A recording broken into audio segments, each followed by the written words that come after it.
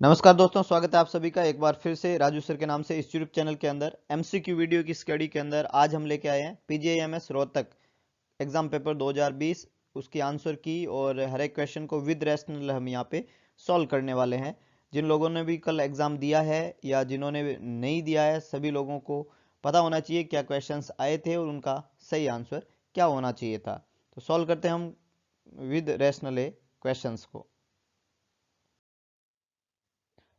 Which of the following muscle in the human body is also known as the peripheral heart? कौन सी muscle जो human body के अंदर है उसको peripheral hurt के नाम से जाना जाता है? पेरिफेरल हर्ट किस मसल को बोला जाता है?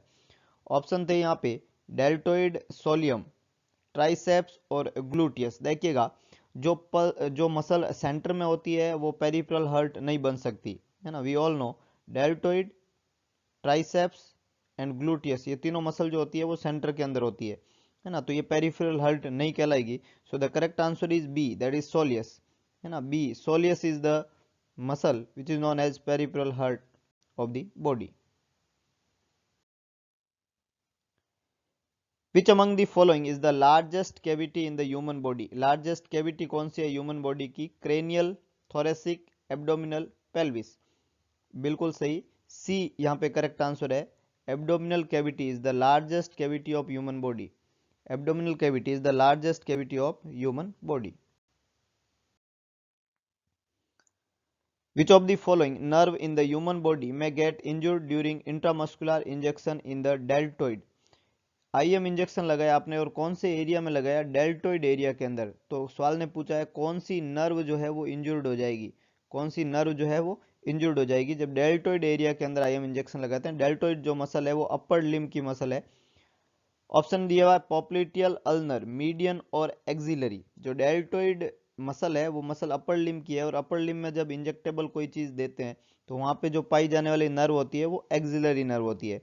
तो सबसे ज्यादा चांस है जिस नर्व के इंजुर्ड होने के वो कौन सी नर्व है? Axillary nerve. तो यहाँ पे करेक्ट आंसर क्या बनेगा? D, that is axillary nerve.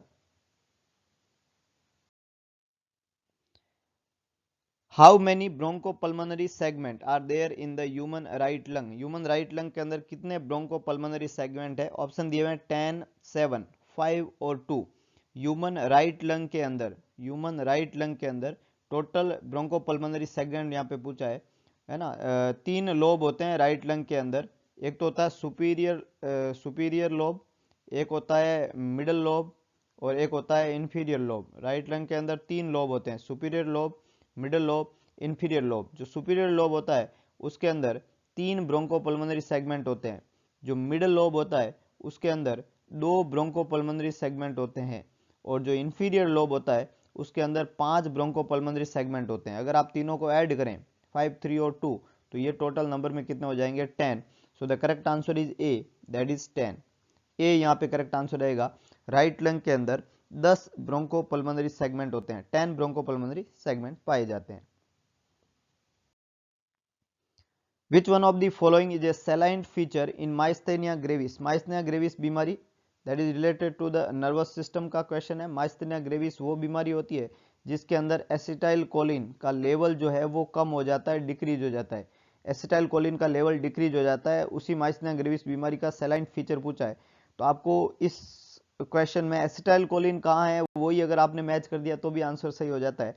First option में लिखा है presence of circulating antibody directed against the nicotinic S receptor. बिल्कुल सही, सर्कुलेटिंग एंटीबॉडी जो है वो निकोटिनिक एस रिसेप्टर के अगेंस्ट काम करती है, उसकी वजह से एसिटाइल कोलिन का लेवल बॉडी में कम हो जाता है। तो डेफिनेटली करेक्ट आंसर यहाँ पे क्या बनेगा? ए। मैंने बोला आपको एसिटाइल कोलिन ढूंढना है, आपका आंसर करेक्ट है। Sustain contraction of muscle B option गलत है। Most commonly affected muscle are those of the limb is also wrong one. This occur in the Guillain-Barré syndrome, and the presence of circulating antibody against calcium channel is also wrong one. तो B, C और D यहाँ पे खोटा जवाब है, A बिल्कुल correct है। The presence of circulating antibody directed against the nicotinic ACE receptor.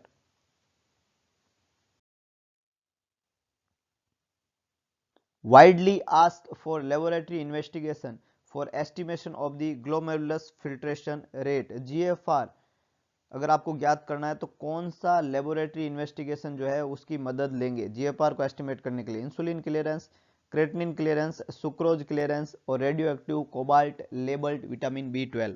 तो अगर आपने इसको ढंग से कभी सुना है GFR के बारे में, और GFR का एस्टिमेशन जब भी करते हैं तो हमें जो इम्पोर्टेंट इन्वेस्टिगेशन चाहिए वो है क्रेटिनिन क्लियरेंस, जिससे हम एस्टिमेट कर सकते हैं कि what the exactly GFR is. So the correct answer is B. B यहाँ पे बिल्कुल करेक्ट आंसर है। Creatinine clearance is the widely used investigation for the estimation of GFR, glomerulus filtration rate, 120 ml पर minute, ये GFR होती है normal, वह 120 ml पर minute, 120 to 125। Which of the following hormone mediates the milk ejection, milk के ejection के लिए responsible. Milk का सिंथेसिस और इजेक्शन दो यहाँ पे बात होती है, ऑक्सीटोसिन, वेसोप्रेसिन, प्रोलैक्टिन और एस्ट्रोजन। मिल्क का सिंथेसिस कराने वाला हार्मोन तो होता है प्रोलैक्टिन, ये मिल्क का क्या कराता है, सिंथेसिस कराने वाला हार्मोन होता है प्रोलैक्टिन। लेकिन मिल्क को इजेकुलेट कराने वाला हार्मोन कौन सा होता है, oxytocin. We always know A is the correct one. Oxytocin जो होता है वो मिल्क का क्या कहलाता है, इजेक्शन करवाता है, जो कि पोस्टीरियर पिट्यूटरी ग्लैंड में स्टोर होता है। दूसरा हार्मोन जो पोस्टीरियर पिट्यूटरी ग्लैंड में स्टोर होता है वो वेसोप्रेसिन होता है, एडीएच कहते हैं इसको, एंटी डायबिटिक हार्मोन। और ये एडीएच हार्मोन जो होता है वो यूरिन में से वाटर का रीएब्जॉर्प्शन कराता है। तो यहाँ पे काम किसका है, ऑक्सीटोसिन का। तो ए यहाँ पे बिल्कुल करेक्ट आंसर है, ऑक्सीटोसिन मिल्क इजेक्शन रिफ्लेक्स के लिए responsible hormone, store in posterior pituitary and responsible for uterine contraction and milk ejection. The mechanism of action of the contraceptive pill is based on, contraceptive pill जो होती है, आई पिल जो होती है, contraceptive pill जो होती है, उसका mechanism of action क्या होता है, किसके ऊपर बेस है। ऑप्शन थे inhibition of ovulation, increasing the motility of fallopian tube, decreasing the motility of sperm and blocking the entry of sperm into the fallopian tube.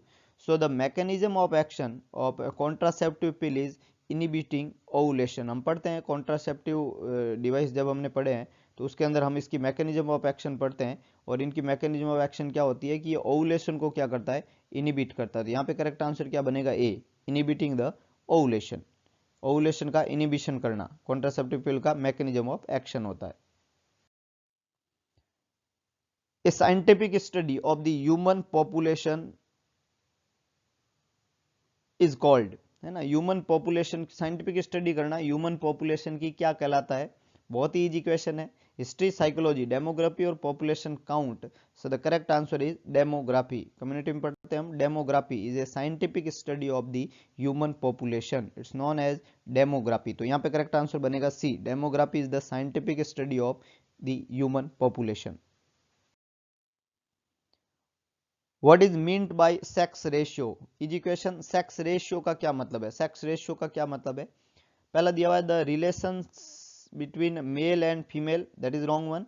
The ratio between number of adult male and female, that is also wrong one. The ratio between the number of boy and girl, that is also wrong one. The number of female per 1000 male in a population, that is correct one. Sex ratio कैसे निकालते हैं, the number of female per 1000 male in a population. So the correct answer is D. Now D is the correct one. Number of females per 1000 male in a population. इस तरीके से हम निकालते हैं sex ratio. Hallucination are, hallucinations क्या होता है, what is hallucination. Option दिए हुए हैं feeling of familiarity with unfamiliar things, है ना, feeling of familiarity, unfamiliar thing के साथ में फेमिलियरिटी की फीलिंग आना, इसको डीजा वू के नाम से जानते हैं। दिस इज नॉट हेलुसिनेशन, इसको बोलते हैं डीजा वू, है ना, डीजा वू है। तो ये है deja vu. Alteration of perception of one's reality, है ना, रियलिटी में परसेप्शन का अल्ट्रेशन होना, है ना, that is not hallucination. Miss interpretation of stimuli, that is not hallucination, it's not illusion, illusion. Alteration of perception, reality से perception का alteration होना, डिल्यूजन, है ना, डिलीरियम, डिलीरियम है ये, delirium. Clouding of consciousness, perception alteration, reality से alteration होना, perception सही नहीं होना, अनकॉन्शियसनेस वाली कंडीशन है, डिलीरियस हो जाता है इंडिविजुअल। तो डीजा वू, डिलीरियस, इल्यूजन। हमें पूछा हेलुसिनेशन, मिस इंटरप्रिटेशन कर रहे हो आप स्टिमुलाई को, रस्सी को साफ समझ रहे हो, इसको इल्यूजन कहते हैं।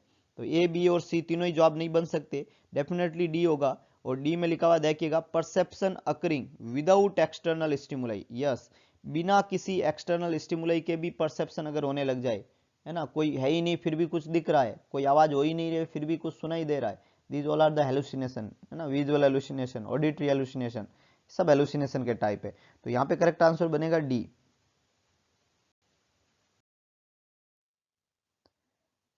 Childhood disorder enuresis, childhood disorder हम पढ़ते हैं एन्यूरेसिस। एन्यूरेसिस का क्या मतलब है ये पूछा है। स्लिप वॉकिंग, नींद में चलना, it's not enuresis. Bed wetting, yes it's the mean of enuresis. Enuresis का मतलब हो गया bed wetting. Bed wetting enuresis का ही दूसरा नाम है। Lack of bowel control, bladder problem, and stammering, stammering मतलब बड़बड़ाना। तो बड़बड़ाने को एन्यूरेसिस नहीं कहते हैं। लैक ऑफ बाउल कंट्रोल जो होता है एनकोपेरेसिस कहलाता है। 5 साल के बाद में भी बच्चे में बाउल कंट्रोल नहीं होना ढंग से, एनकोपेरेसिस कहलाता है, एनकोपेरेसिस।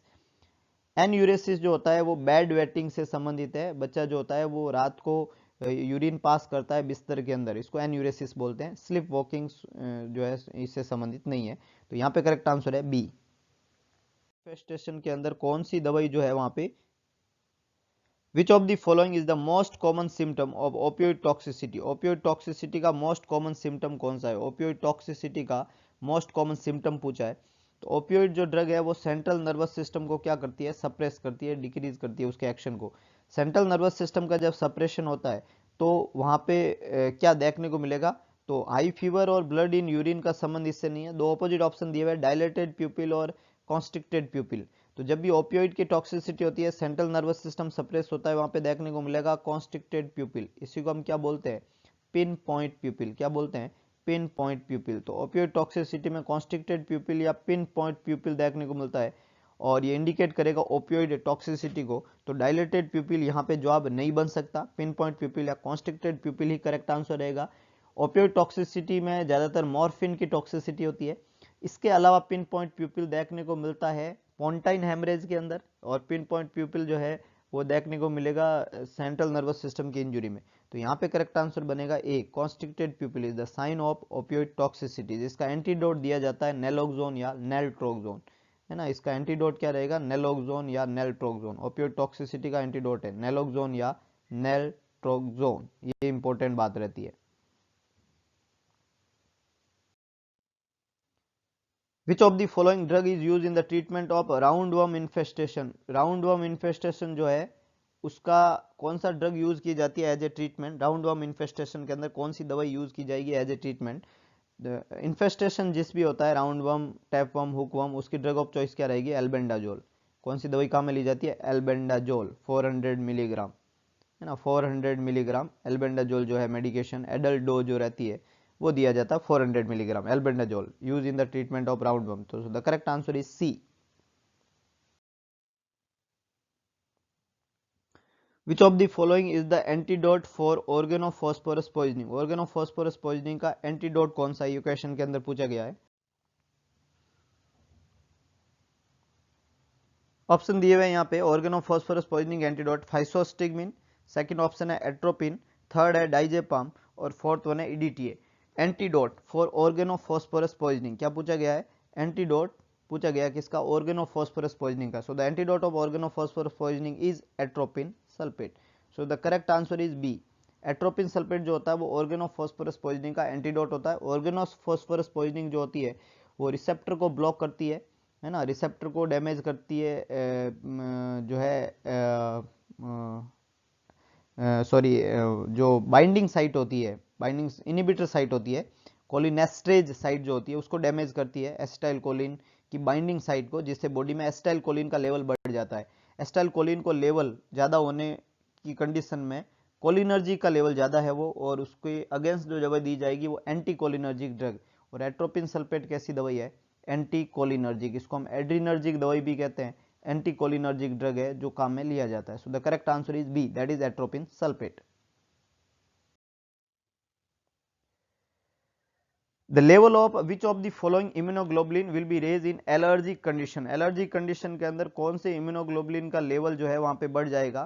फर्स्ट ऑप्शन है यहाँ पे इम्यूनोग्लोबुलिन ई, जी, एम और ए।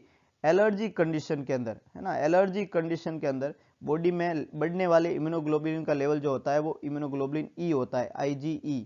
है ना, जिसका लेवल एलर्जी कंडीशन में बढ़ता है वो इम्यूनोग्लोबुलिन होता है, इम्यूनोग्लोबुलिन ई। तो IgE का लेवल एलर्जी कंडीशन के अंदर बढ़ जाता है। IgA जो होता है वो ब्रेस्ट मिल्क में सबसे ज्यादा पाए जाने वाला और बॉडी सिक्रीशन में ज्यादा पाए जाने वाला इम्यूनोग्लोबुलिन है IgA। ह्यूमन प्लासेंटा को क्रॉस कर जाता है, जो प्लासेंटा को क्रॉस कर जाता है वो IgG कहलाता है, जो प्लासेंटा को क्रॉस कर जाता है वो IgG कहलाता है। और IgM जो होता है वो सेकेंडरी इम्यून रेस्पॉन्स देने का काम करता है। IgE का लेवल एलर्जी कंडीशन में बढ़ जाता है, तो यहां पे करेक्ट आंसर क्या बनेगा? A, that is immunoglobulin E. Which of the following agent is used for disinfection of surgical instrument against HIV? HIV में सर्जिकल इंस्ट्रूमेंट को डिसइंफेक्ट करने के लिए, HIV में सर्जिकल इंस्ट्रूमेंट को डिसइंफेक्ट करने के लिए यूज किया जाने वाला इंपॉर्टेंट सॉल्यूशन कौन सा है, एजेंट कौन सा है? Spirit, it's not spirit, it's 2% ग्लूटाल्डिहाइड, that is correct one. 2% ग्लूटाल्डिहाइड जो है यूज किया जाता है HIV मरीज के इंस्ट्रूमेंट और उसके जो भी क्लॉथ्स होते हैं उनको डिसइंफेक्टेड करने के लिए 2% ग्लूटाल्डिहाइड काम में लिया जाता है। सेवुलोन 1:100 स्ट्रेंथ और हाइड्रोजन पर ऑक्साइड काम में नहीं लिया जाता। तो A, C और D खोटे जवाब है, B बिल्कुल करेक्ट जवाब है। 2% ग्लूटाल्डिहाइड is use for the surgical disinfection of the HIV instrument.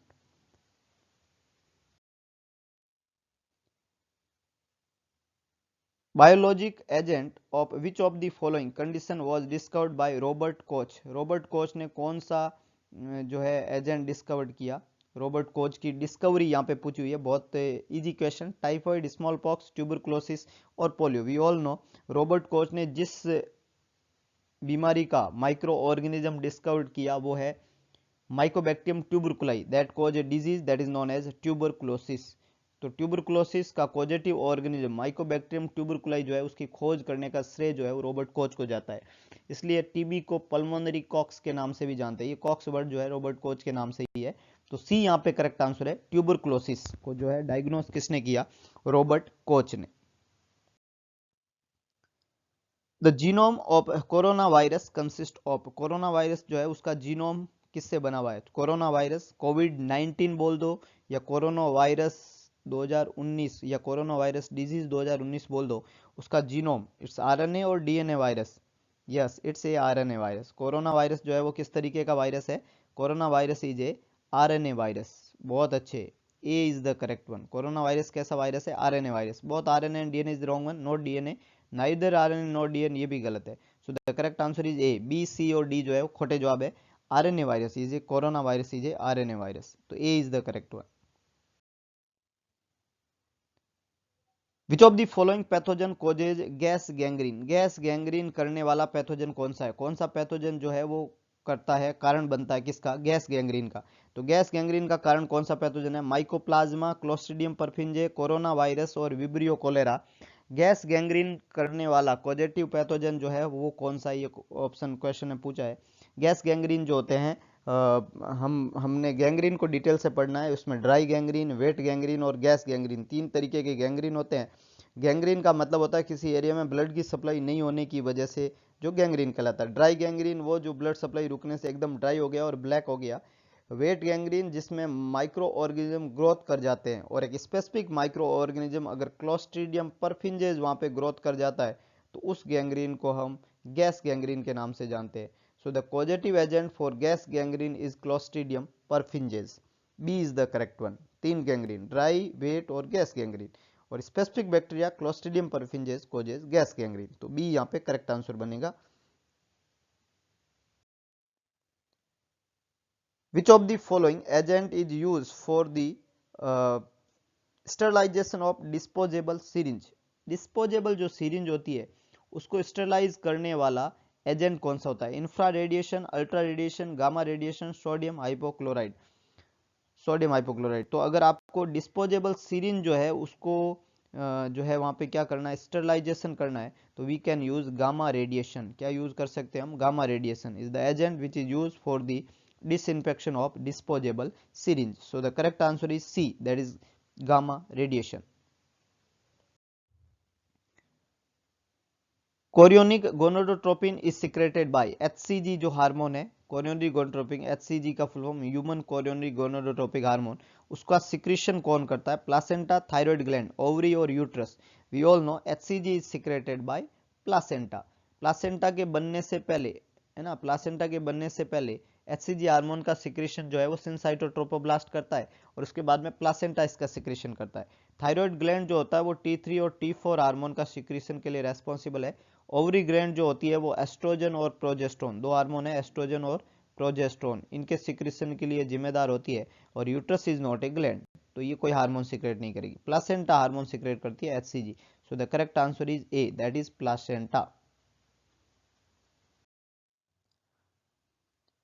Which of the following is not a risk factor for pelvic inflammatory disease PID short में लिखते हैं pelvic inflammatory disease को उसका रिस्क फैक्टर कौन सा नहीं है नॉट ए रिस्क फैक्टर यहाँ पे पूछा है pelvic inflammatory disease का रिस्क फैक्टर कौन सा नहीं है फर्स्ट है frequent vaginal douching it can cause pelvic inflammatory disease use of diaphragm for contraception it's never cause pelvic inflammatory disease तो ये रिस्क फैक्टर नहीं है multiple partner can cause PID और prior episode of pelvic inflammatory disease can cause recurrent PID so the correct answer is B B यहाँ पे correct answer बनेगा use of diaphragm for contraception is never cause PID तो correct answer is B in fetal distress is found in the amniotic fluid है ना जब fetal distress होता है तब एमनियोटिक फ्लूइड में क्या पाया जाता है ये क्वेश्चन ने पूछा है फीटल डिस्ट्रेस के दौरान एमनियोटिक फ्लूइड में कौन सी चीज की प्रेजेंस होती है फर्स्ट ऑप्शन यहाँ पे लिखा हुआ है वर्निक्स कैशियोसा फर्स्ट ऑप्शन लिखा वर्निक्स कैशियोसा सेकेंड है मिकोनियम थर्ड है सीएसएफ फोर्थ है बाइल तो फीटल डिस्ट्रेस के दौरान जो एमनियोटिक फ्लूइड है वो मिकोनियम स्टैंड हो जाता है so the correct answer is B that is meconium stand fetal distress के दौरान एमनियोटिक फ्लूइड जो है वो क्या हो जाता है मिकोनियम स्टैंड हो जाता है मिकोनियम स्टैंड एमनियोटिक फ्लूइड जो है वो किसको इंडिकेट करता है फीटल डिस्ट्रेस को दो correct answer is B vernix caseosa जो होती है वो एक वाइट चीजी लेयर होती है जो मैच्योरिटी के दौरान कम होती जाती है जब बच्चा प्री मैच्योर होता है उसमें ये ज्यादा पाई जाती है मैच्योरिटी के दौरान कम हो जाती है वाइट चीजी लेयर जो बच्चे की बॉडी पे पाई जाती है उसको वर्निक्स कैशियोसा के नाम से जानते हैं तो ये तो आंसर नहीं बन सकता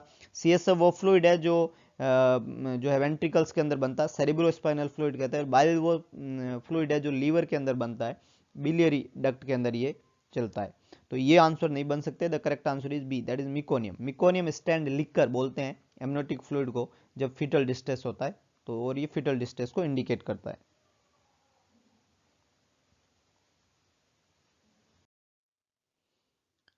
नेक्स्ट है which of the following structure is also known as living ligature of the uterus living ligature of the uterus कौन सी स्ट्रक्चर को बोला जाता है ये क्वेश्चन ने पूछा है living ligature of the uterus living ligature of the uterus का मतलब होता है इन्वोल्यूशन में कौन सी स्ट्रक्चर मदद करती है इन्वोल्यूशन में कौन सी स्ट्रक्चर इन्वोल्यूशन का मतलब होता है प्रेगनेंसी डिलीवरी के बाद में प्री प्रेग्नेंट स्टेज के अंदर सारे ऑर्गन का आना इन्वोल्यूशन कहलाता है और इस वजह से ब्लीडिंग जो है ब्लड लॉस जो है वो रुक जाता है यूट्रस से तो मायोमेट्रियम जो यूट्रस की मिडल लेयर होती है उस मायोमेट्रियम की जी मिडल लेयर जो होती है उसको लिविंग लिगेचर कहते हैं क्योंकि वो इन्वोल्यूशन में मदद करती है so the middle layer of myometrium is known as living ligature of the uterus B यहाँ पे करेक्ट आंसर है it help in the involution and prevent blood loss तो middle layer of the uterus of myometrium that is a living ligature of the uterus B यहाँ पे correct answer है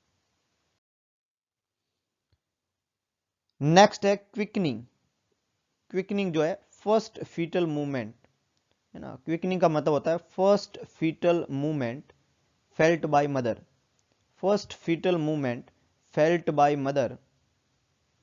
bye mother is known as quickening first fetal movement जो mother feel करती है उसको quickening कहते हैं ये क्विकनिंग जो है वो प्रेग्नेंट वुमन में कब होता है ऑप्शन है yes the correct answer is 16 to 20 weeks of pregnancy B यहाँ पे करेक्ट आंसर है 16 से 20 वीक की गेस्टेशन एज के अंदर क्विकनिंग होती है जिसमें मदर पहली बार फीटल मूवमेंट फील करती है 2 से 4 वीक 8 से 10 और 12 से 14 ये अर्लियर टाइम है it's occur at the age of 16 to 20 week of pregnancy B correct answer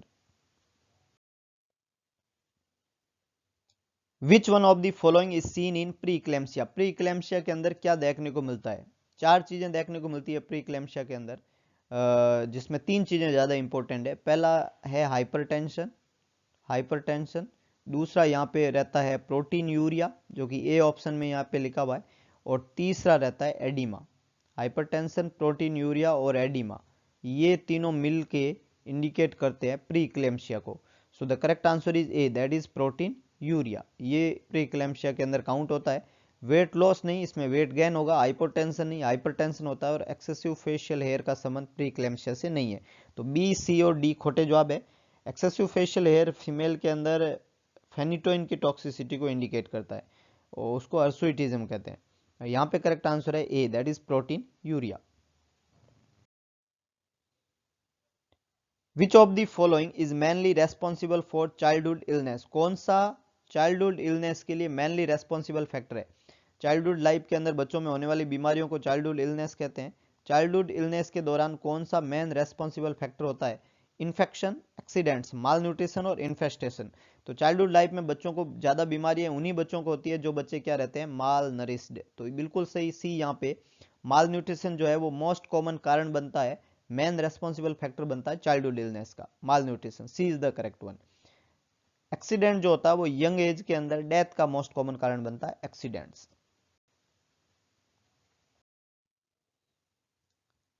all of the following are hereditary disorder. सारे के सारे हेरिडेटरी डिसऑर्डर है, एक को छोड़ के। वो कौन सा है? Thalassaemia is a hereditary disorder, haemophilia भी एक हेरिडेटरी डिसऑर्डर है और सिस्टिक फाइब्रोसिस भी ऑटोसोमल रिसेसिव डिसऑर्डर है। तो ये तीनों की तीनों हेरिडेटरी डिसऑर्डर है। Cystitis is the inflammation of urinary bladder, है ना। Cystitis is the inflammation of urinary bladder. Mainly responsible factor जो होता है inflammation of urinary bladder is known as cystitis. और इसका मेन रेस्पॉन्सिबल फैक्टर जो होता है वो ई कोलाई बैक्टीरिया होता है। और ई कोलाई बैक्टीरिया जो है वो हेरिडिटरी डिसऑर्डर नहीं है, वो एक बैक्टीरियल इन्फेक्शन है। तो cystitis is a bacterial infection. So यहाँ पे करेक्ट आंसर क्या बनेगा? D, cystitis is not a hereditary disorder.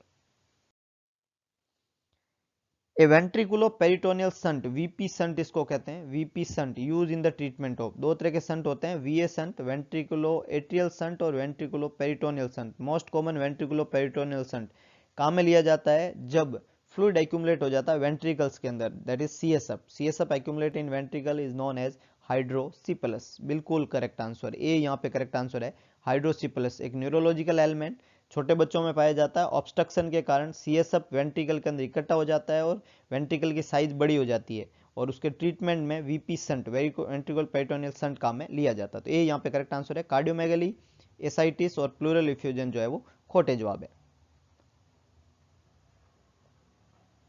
Cardiomegaly का मतलब होता है हार्ट की साइज का बड़ा हो जाना। एसाइटिस का मतलब होता है fluid accumulate in peritoneal cavity. और प्लूरल इफ्यूजन का मतलब होता है fluid accumulation in the intrapleural space. Pleural जो स्पेस होता है विसरल और पैराइटल प्लूरा, उसके बीच में फ्लूइड का एक्यूमुलेशन होना प्लूरल इफ्यूजन कहलाता है। Which among the following is the sign of severe dehydration among infant? Infant के अंदर सीवियर डिहाइड्रेशन का साइन पूछा है। इन्फेंट एज जो कि 1 साल तक की उम्र होती है, उसमें सीवियर डिहाइड्रेशन का साइन कौन सा होता है? Anxiety and increase skin trigger, ये खोटा जवाब है ना। स्किन ट्रिगर जो है वो इंक्रीज कभी भी नहीं होती है। एंजाइटी साइन नहीं है डिहाइड्रेशन का। Drowsiness, depress fontanelle and decrease skin turgor. Drowsiness, depress fontanelle और drowsiness, depressed fontanel and decreased skin turgor, excessive crying and excessive thirst, drowsiness, bulging fontanel and decreased skin turgor। तो देखिएगा excessive excessive cry जो लिखा हुआ है, excessive crying and excessive thirst, ये भी नहीं है। सीवियर डिहाइड्रेशन के अंदर बच्चे जो है उसमें थर्स्ट नहीं रहती है, तो ये भी खोटा जवाब है। तो ए और सी तो खोटा हो गया। अब बी और डी को कंपेयर करें तो ड्राउजीनेस दोनों में कॉमन है। एक में डिप्रेस फॉन्टेनले लिखा हुआ है, एक में बल्जिंग। तो बल्जिंग फॉन्टेनले जो होता है वो हाइड्रोसिपलस में देखने को मिलता है, इसलिए खोटा है। ये हाइड्रोसिपलस में देखने को मिलेगा बल्जिंग फॉन्टेनल, हाइड्रोसिपलस में बल्जिंग फॉन्टेनल, है ना। तो बल्जिंग नहीं, फॉन्टेनल तो क्या होंगे, डिप्रेस होंगे। और स्किन टर्गर जो है वो डिक्रीज होती है। तो ये तीनों के तीनों साइन जो है वो किसको इंडिकेट करते हैं? सीवियर डिहाइड्रेशन को। तो करेक्ट आंसर क्या बनेगा? B, drowsiness, depress fontanelle and decrease skin turgor. Which among the following is the most important post-operative parameter to be observed in a child immediately after tonsillectomy. Tonsillectomy के तुरंत बाद में post operative parameter कौन सा जो है, post operative parameter जो है वो बच्चे में आप ऑब्जर्व करेंगे। टॉन्सिलेक्टमी जो है वो रिमूवल ऑफ टॉन्सिल कहलाता है, और जब टॉन्सिल रिमूव करते हैं तो वहाँ पे most common post operative complication जो होता है वो ब्लीडिंग होता है थ्रोट के अंदर। और जब थ्रोट में ब्लीडिंग होएगी तो बच्चा का थ्रोट भर जाएगा ब्लड से, तो वो उसको क्या करेगा, स्वेलो करेगा, है ना, या उसको क्या करेगा, ड्रूल करेगा बाहर की तरफ। तो अगर बच्चा जो है वहां पे बार बार स्वेलो कर रहा है, फ्रीक्वेंट स्वेलोइंग कर रहा है, ये इंडिकेट करता है कि वहां पे ब्लीडिंग हो रही है, और ब्लीडिंग हो रही है तो तुरंत उसके लिए एक्शन लेने की जरूरत है। तो अगर टॉन्सिलेक्टमी के बाद में पोस्ट ऑपरेटिव पीरियड के दौरान बच्चा जो होता है वो फ्रीक्वेंट स्वेलोइंग करता है, तो ये इंडिकेट करता है कि उस बच्चे में जो है वो क्या हो रहा है, ब्लीडिंग हो रहा है। टॉन्सिल टॉन्सिल जहां रिमूव किया है, पोस्ट ऑपरेटिव ब्लीडिंग का साइन है ये। तो बी यहाँ पे क्या करेगा, बिल्कुल करेक्ट आंसर बनेगा।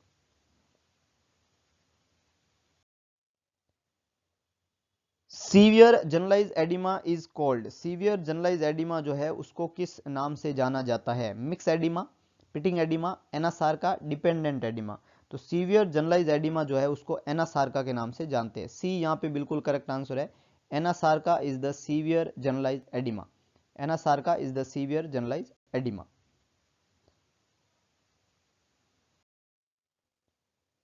Inability to retract the purpose to reveal the glans penis is called, perfuse जो है, perfuse is the for skin, है ना, जो ग्लांस पेनिस के ऊपर पाई जाने वाली जो स्किन होती है वो जब रिट्रैक्ट नहीं हो पाती है, उस कंडीशन को फाइमोसिस के नाम से जानते हैं, है ना। एक बार मतलब जो ग्लांस पेनिस की जो स्किन है वो रिट्रैक्ट नहीं हो पाती है, ये कंडीशन क्या कहलाती है, फाइमोसिस। क्या कहलाती है, फाइमोसिस। जो बच्चों में पाई जाती है, छोटे बच्चों में ज़्यादातर ग्लांस पेनिस की स्किन जो होती है वो रिवील नहीं हो पाती है, उसको फाइमोसिस के नाम से जानते हैं। अगर वो एक बार रिवील हो जाए, रिट्रैक्ट हो जाए और वो वापस अपनी ओरिजिनल पोजीशन में नहीं आ पाती, उसको पैराफाइमोसिस के नाम से जानते हैं। फाइमोसिस जो बीमारी रहती है बच्चों में, उसको ट्रीट किया जाता है सर्कमसीजन सर्जरी के द्वारा। एपिस्पेडियसिस का मतलब होता है वेंट्रल सरफेस, डोर्सल सरफेस के ऊपर जो है ओपनिंग होना, जो है यूरिन यूरिनरी सिस्टम जो होता है उसमें जो यूरेथ्रा होता है उसकी ओपनिंग जो होती है वो डोर्सल सरफेस पे हो, उसको एपिस्पेडियस कहते हैं, और वेंट्रल सरफेस पे हो उसको हाइपोस्पेडियसिस कहते हैं। और क्रिप्टोरकाइडिज्म का मतलब होता है जो टेस्टिस जो है वो हिडन रह गया, क्रिप्ट मतलब हिडन, तो टेस्टिस जो है उसका डिसेंट नहीं होना, अनडिसेंडेड टेस्टिस के लिए वर्ड काम में लेते हैं क्रिप्टोरकाइडिज्म। तो undescended testis, dorsal opening and ventral opening, ये अलग है। यहाँ पे पूछा है परफ्यूज का, तो यहाँ पे करेक्ट आंसर बनेगा फाइमोसिस, सी यहाँ पे करेक्ट आंसर है। नेक्स्ट है the diluent which is use for the reconstitution of BCG vaccine, को रिकॉन्स्टिट्यूट डाइल्यूट करने के लिए कौन सा डाइल्यूएंट काम में लेते हैं। So the correct answer is A, that is normal saline. A is the correct one, NS normal saline, A is the correct, is use as a diluent for the BCG vaccine. BCG vaccine में as a diluent जो काम में लिया जाता है वो है normal saline. Normal saline is use as a diluent in the BCG vaccine. Distilled water, dextrose and glycerin, B C और डी जो है वो खोटे जवाब है, ये काम में नहीं लिए जाते।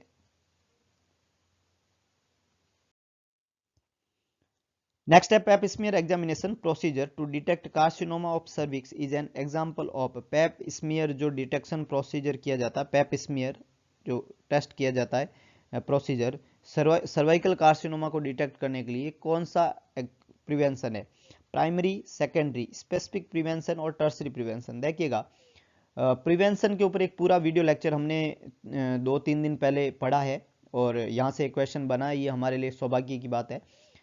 Primary prevention, primordial, primary, secondary और टर्सरी, 4 तरीके के प्रिवेंशन हमने पढ़े, और हमने बोला कि कोई भी बीमारी का जो अर्लियर फेज होता है ना, अर्ली इनिशियल पोर्शन जो बीमारी का होता है उसको सेकेंडरी प्रिवेंशन कहते हैं। प्राइमोडियल प्रिवेंशन में तो रिस्क फैक्टर भी एब्सेंट था, प्राइमरी प्रिवेंशन के अंदर रिस्क फैक्टर तो था पर बीमारी नहीं थी।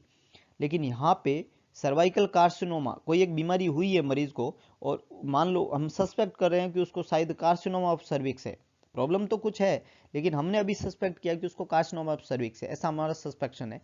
उसके लिए हम कोई प्रोसीजर अगर हम कर रहे हैं तो ये एक डायग्नोस्टिक प्रोसीजर है कि हम डिटेक्ट करना चाहते हैं, और बीमारी को अर्ली डायग्नोसिस करना ताकि उसका टाइम पे ट्रीटमेंट हो जाए, ये अर्ली पीरियड के दौरान की जाने वाली चीजें सेकेंडरी प्रिवेंशन के अंदर आती है।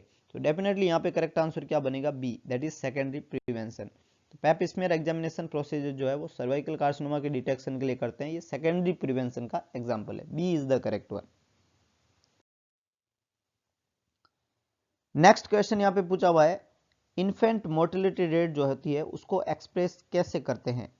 ऑप्शन है ratio of number of infant death to 100 live, तो 100 पे ये नहीं करते हैं इसलिए खोटा है। Ratio of number of infant death to 1000 live birth, ratio of number of infant death to 1000 total birth, ratio of number of infant death to 100 total birth. तो 100 तो यहाँ पे गलत है। अब यहाँ पे दो वर्ड है, एक लाइव बर्थ एक है टोटल बर्थ, तो ये टोटल बर्थ पे नहीं होता है, लाइव बर्थ पे होता है। किस पे होता है, लाइव बर्थ पे। So the correct answer is B, ratio of number of infant death to 1000 live birth, not total birth, है ना। और 100 नहीं, इस 1000, तो 100 वाले दोनों खोटे हो गए और टोटल बर्थ वाला गलत हो गया। तो ए, सी और डी खोटे जवाब, B correct answer, ratio of number of infant death to 1000 live birth.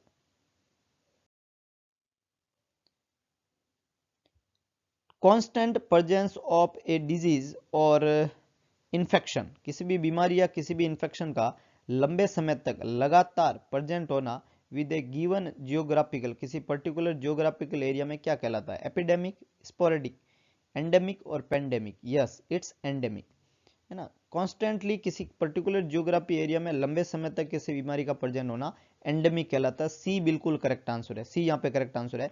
Epidemic अचानक सडन ऑनसेट होना, और पेंडेमिक बहुत बड़े लेवल पे पूरे होल ग्लोबल में किसी बीमारी का सडन फैलना pandemic. Recently pandemic disease, yes we all know it's कोविड-19, corona virus disease 2019, pandemic disease.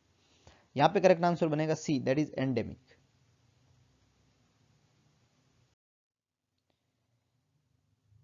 Who among the following is the founder of the International Committee of Red Cross Society, है ना। International committee of red cross जो है, red cross international committee of red cross जो society है, उसका founder कौन है। Red cross committee, international committee का फाउंडर, यस बहुत ही अच्छे, इट्स हेनरी डूनेट। कौन है ये, Henry Dunant. B, red cross society और रेड क्रॉस कमिटी के फाउंडर जो है वो कौन है, Henry Dunant. B is the correct one.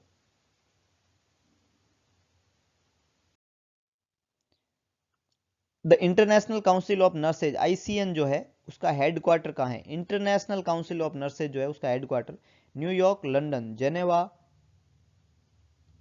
और टोरंटो। चार ऑप्शन यहाँ पे दिए हुए हैं। And the headquarter for ICN is Geneva. International council of nurses जो है आईसीएन का हेडक्वार्टर जो है वो कहाँ है, Geneva. It's not in New York, not London, it's Geneva. C is the correct one, not in Toronto. A, B और D खोटे जवाब है, सी बिल्कुल करेक्ट आंसर है, Geneva. Hardening and tightening of the skin, hardening and tightening of the skin and connective tissue is known as, hardening and tightening of the skin and connective tissue। हमने पढ़ा है इंटेगुमेंटरी system के अंदर एक बीमारी जिसके अंदर हार्डनिंग और टाइटनिंग हो जाती है स्किन की और साथ में कनेक्टिव टिश्यू की। इसकी वजह से मास्क लाइक फेस हो जाता है पर्टिकुलर ह्यूमन बीइंग का, इसको बोलते हैं scleroderma. Yes, D is the correct one, scleroderma is the hardening and tightening of the skin and connective tissue, scleroderma. D यहाँ पे बिल्कुल करेक्ट आंसर है, इसको बोलते हैं स्क्लेरोडर्मा। ल्यूकोडर्मा, एरिथ्रोडर्मा, पायोडर्मा नहीं, it's scleroderma.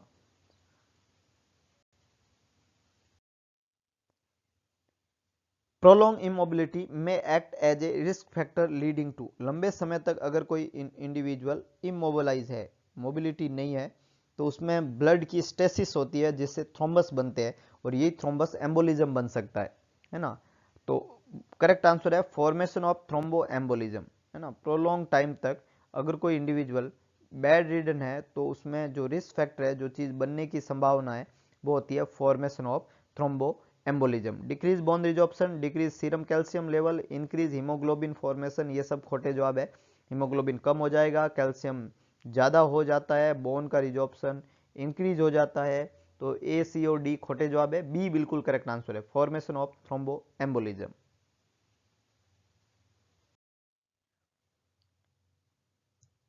Application of drug on the skin by local rubbing is called as, skin के ऊपर लोकल रबिंग करके ड्रग को अप्लाई करना क्या कहलाता है? इनक्शन। क्या बोलते हैं इसको? इनक्शन। बिल्कुल, इनक्शन is the correct one.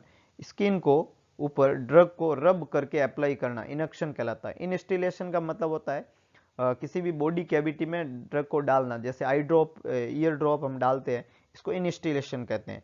Insertion का मतलब होता है किसी बॉडी कैविटी के अंदर ड्रग को सॉलिड फॉर्म के अंदर डालना, जैसे रेक्टल सपोजिटरी इंसर्जन कहलाता है। सपोजिटरी अब रेक्टल एरिया में इंसर्ट करते हैं, जबकि आई ड्रॉप इनस्टिल करते हैं, है ना। और इनसप्लेशन का मतलब होता है कोई भी दवाई जो पाउडर फॉर्म में उसको अप्लाई करना, है ना, पाउडर फॉर्म में, जैसे नॉर्मली प्रोविडोन आयोडाइड का पाउडर आता है, नियोमाइसिन पाउडर आता है, उसको हम जो है वहाँ पे इंसफल करते हैं। तो ए, सी और डी जो है वो अलग तरीके हैं ड्रग एडमिनिस्ट्रेशन के। इनक्शन बी यहाँ पे करेक्ट आंसर बनेगा। इसका मतलब होता है कि कोई भी ऑइंटमेंट हम स्किन के ऊपर लगाते हैं लोकली और उसको रब करते हैं, वो अप्लाई करते हैं स्किन के ऊपर, इसको इनक्शन के नाम से जानते हैं। बी यहाँ पे करेक्ट आंसर है।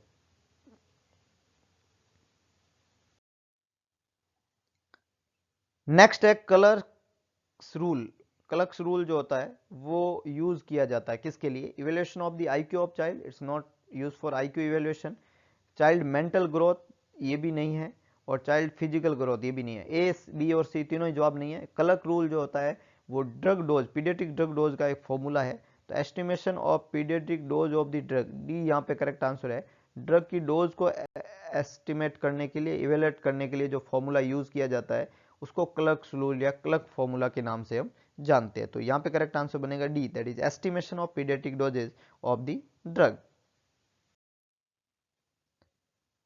नेक्स्ट है deficiency of vitamin B and folate. Vitamin B और फोलेट की डेफिशिएंसी अगर किसी बच्चे में हो जाती है तो it will lead to which of the following condition, कौन सी कंडीशन डेवलप होने की संभावना है? फर्स्ट ऑप्शन लिखा हुआ है sickle cell anaemia. Sickle cell anaemia जो है जिसमें आरबीसी की सिकलिंग हो जाती है, ये हेरिडिटरी डिसऑर्डर है, किसी विटामिन की डेफिशिएंसी से नहीं होता है, और जो है हीमोग्लोबिन की स्ट्रक्चर में डिफॉल्ट हो जाता है और वो सिकल सेप का हो जाता है आरबीसी। एप्लास्टिक एनीमिया जो होता है वो बोन मैरो से संबंधित प्रॉब्लम है, जहाँ ब्लड सेल का फॉर्मेशन ही नहीं होता है। और हीमोलाइटिक एनीमिया में आरबीसी का डिस्ट्रक्शन होता है किसी कारण से, है ना, जैसे सिकलिंग होगा तो भी आरबीसी टूटेगी तो हीमोलाइसिस होगा। तो ए, सी और डी यहाँ पे फोलेट और विटामिन बी से संबंधित नहीं है। विटामिन बी और फोलेट की अगर डेफिशिएंसी हो तो उससे मेगलोब्लास्टिक एनीमिया हो जाता है। मेगलोब्लास्टिक एनीमिया में ब्लास्ट सेल ज्यादा होती है, बड़ी साइज की आरबीसी बॉडी में ज्यादा होती है, उसका रीजन होता है आरबीसी का मैचुरेशन नहीं हो पाता है। विटामिन बी और फोलिक एसिड, फोलेट जो होता है वो आरबीसी के मैचुरेशन में मदद करते हैं, और वो नहीं हो पाएगा तो आरबीसी जो है वो साइज में बड़ी हो जाएगी, मेगलोब्लास्टिक एनीमिया हो जाएगा। तो यहाँ पे करेक्ट आंसर बनेगा B, that is megaloblastic anaemia. तो ये 45 question within 40 minutes, 5 minutes हमने इनको सॉल्व किया है। ये सारे के सारे इनके करेक्ट आंसर है जो कल के एग्जाम में पूछे गए थे। इससे पहले हमने 45 स्मार्ट एमसीक्यू पढ़े थे, जिसमें से 3 से 4 क्वेश्चन जो है वो इस 45 में रिपीट हुए हैं। ये हमारे लिए गर्व की बात है। तो इसी तरीके से मज़ेदार एमसीक्यू को सुनने के लिए और जुड़े हुए रहिए मेरे यूट्यूब चैनल से। आपने अगर एग्जाम दिया है तो अपने आंसर मैच कीजिए और आपका स्कोरिंग देखिए। 45 क्वेश्चन के अलावा 45 अदर क्वेश्चन जो है वो मैथ्स, रीजनिंग, कंप्यूटर और हरियाणा जीके के वहाँ पे क्वेश्चन थे, जो कि अदर पोर्शन में थे 45, और टोटल 90 क्वेश्चंस का पेपर था। और ये जो 45 क्वेश्चन थे ये कुछ इस तरीके थे, और ये उनके सारे के सारे करेक्ट आंसर है। तो मिलते हैं दोबारा एक नए वीडियो लेक्चर के साथ में, एक नई एनर्जी के साथ में। तब तक के लिए जय हिंद, जय भारत।